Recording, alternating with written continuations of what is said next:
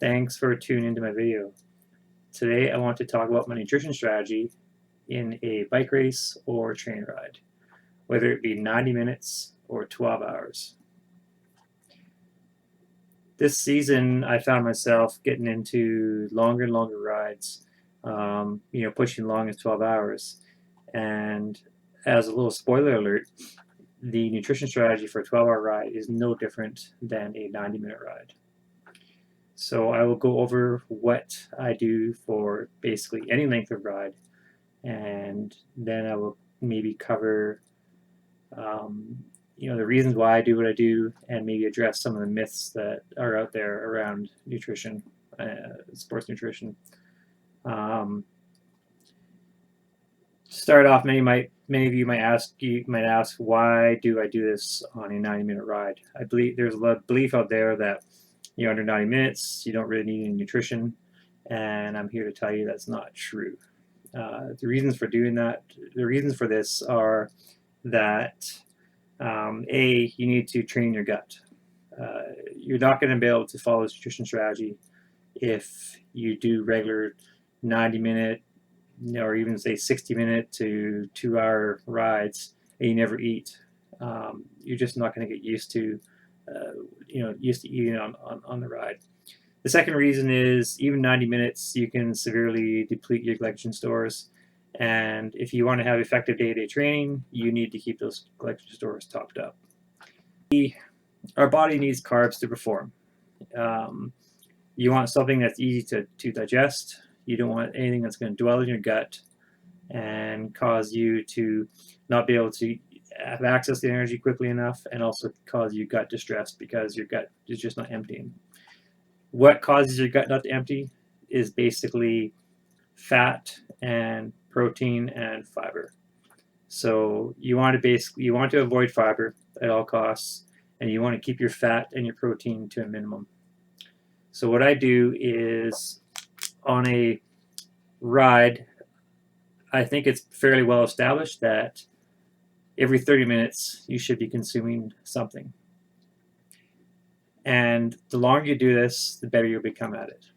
So I'm at a point where I can probably consume 400 calories an hour fairly safely without any stomach distress. That might equal up to 100 grams of carbohydrates an hour. Now keep in mind that if you have products that have fat or protein in it, that will take away from your total amount that you're able to take in. So if your bar has, say, 10% fat, the fat has more calories per gram, but what will happen is you will become fuller, and especially if there's fiber in your bars, you will become fuller and you will not be able to eat as much. And it will also take your stomach more time to empty your gut and digest things like the fats and fiber. And that just won't work. You need to access that right away. So in the first 30 minutes of a ride, what I will do is I rely on these two products quite a bit. I use things like Picky bars, and I use Scratch bars. These bars are around 200 calories, 220 calories, and they have this has 3 grams of fat, this has 6 grams of fat, and a small amount of protein, but they're mostly carbohydrate-based bars. So for the first 30 minutes, I may eat, if I can, one of these or at least half of one of these.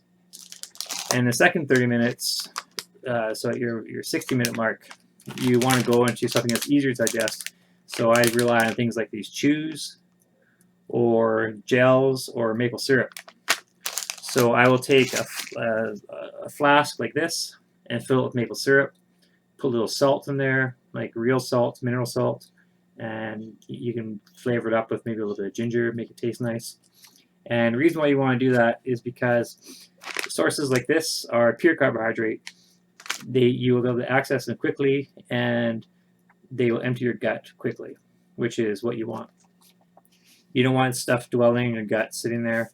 And what I found through experience is if you just constantly eat bars, load up on bars for like the first you know, 4 or 5 hours, you're going to get blocked up. So you need to stagger it out by consuming things like gels and chews. Next 30 minutes, I will eat the second half of the bar or start a new bar and then alternate like that throughout the ride. So if you're thinking about 400 calories an hour, you kind of see how you're beginning to fall short already. So you got to be doing it every 30 minutes. I weigh around 77 kilograms, and probably at best I can store 2,000 calories. In a racing situation, if I'm sitting at a threshold pace, I could be burning 1,000 calories an hour. So if I do just a 200 watt 10-hour ride, I'll easily do 7,000 calories. If it's maybe a race, I might do 10,000 calories. So my body could probably hold 2,000 calories, which means I need to make up a deficiency of anywhere from 5,000 to 8,000 calories. So on this nutrition strategy that I told you about, you're looking at 200 at the most for a bar, and another 100 calories for your product. So you have 300 calories an hour. You add that, you can see you're still falling short. So what I do on top of that is I add a little bit a few calories to my sports drinks. So I use products such as this.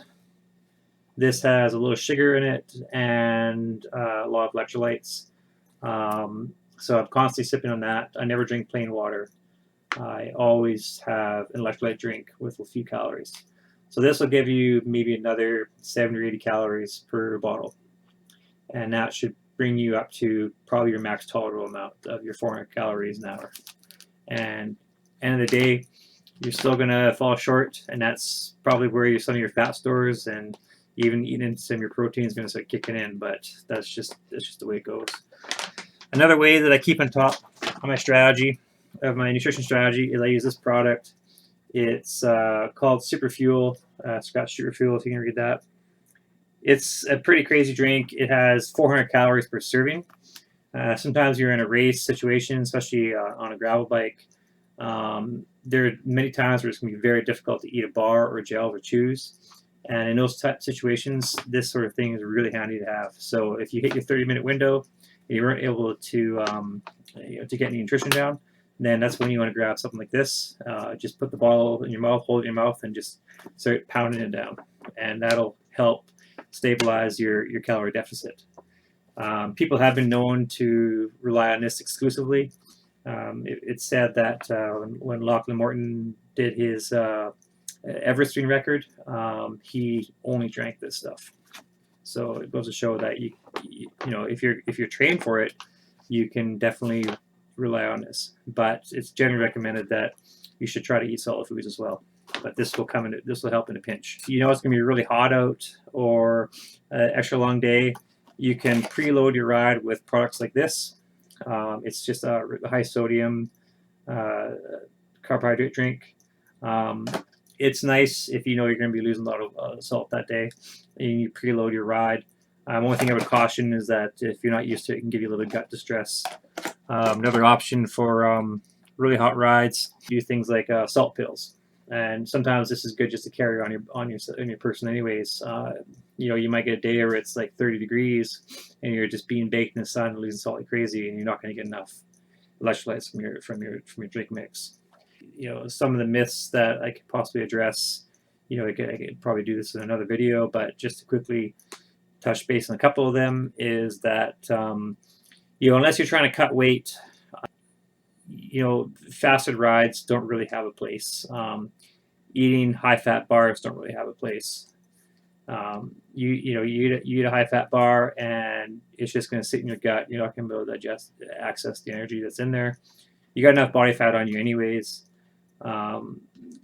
Your body prefers carbohydrate. If the carbohydrate is not there, your body will actually quite often go after your protein stores first, which is your muscle. So you could be eroding muscle if you don't have carbohydrate.